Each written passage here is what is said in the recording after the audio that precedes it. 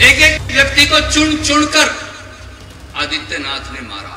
हरियाणा विधानसभा चुनाव जैसे जैसे करीब आ रहे हैं, नेताओं के आरोप प्रत्यारोप भी तीखे होते जा रहे हैं। कैथल के ब्राह्मण समाज सम्मेलन में कांग्रेस नेता रणदीप सिंह सुरजेवाला ने यूपी के सीएम योगी आदित्यनाथ पर निशाना साधा और उन्हें लेकर विवादित बयान दिया।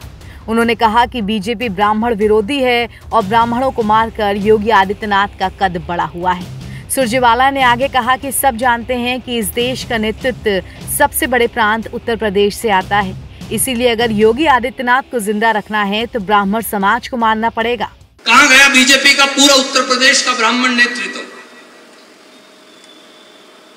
एक एक व्यक्ति से जाकर पूछ लीजिए, कानपुर पूछिए, बनारस पूछिए, लखनऊ पूछिए, मेरठ पूछिए, एक एक व्यक्ति को चुन चुनकर आदित्यनाथ ने मारा।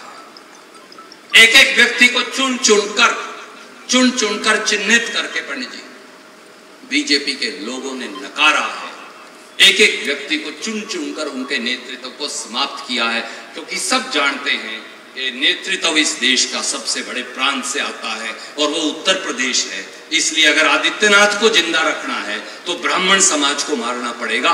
उनको मार कर उसके बाद उनकी राजनीतिक जो मार है उसके बाद फिर आदित्यनाथ का कद बढ़ा हुआ।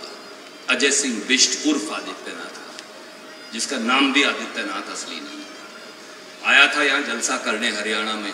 मैंने पूछा, अजय सिंह बिष्ट अपना नाम तो असली बता दिया करो जो माँ बाप ने दिया था, कम से कम अपने आप को आदित्यनाथ।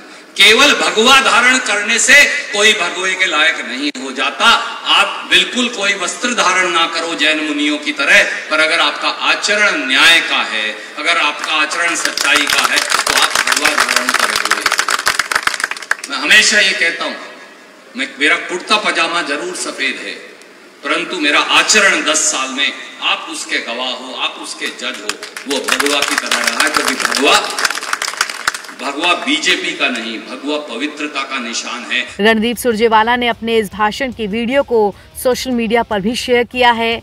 साथ ही लिखा है, भाजपा की सच्चाई ये है कि कोई ऐसा सगा नहीं जिसे बीजेपी ने ठगा नहीं।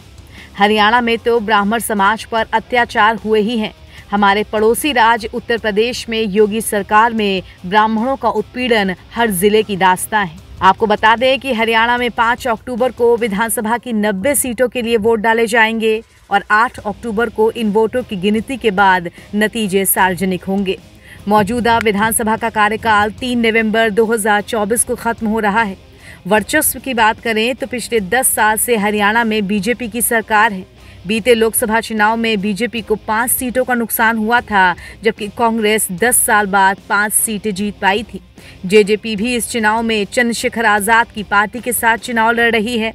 इंडियन नेशनल लोकदल यानी इनोला और बहुजन समाज पार्टी ने विधानसभा चुनाव के लिए गठबंधन का ऐलान कर दिया है। वहीं आम आदमी पार्टी भी हरियाणा विधानसभा चुनाव में मैदान में है। एनबीटी ऑनलाइन की रिपोर्ट।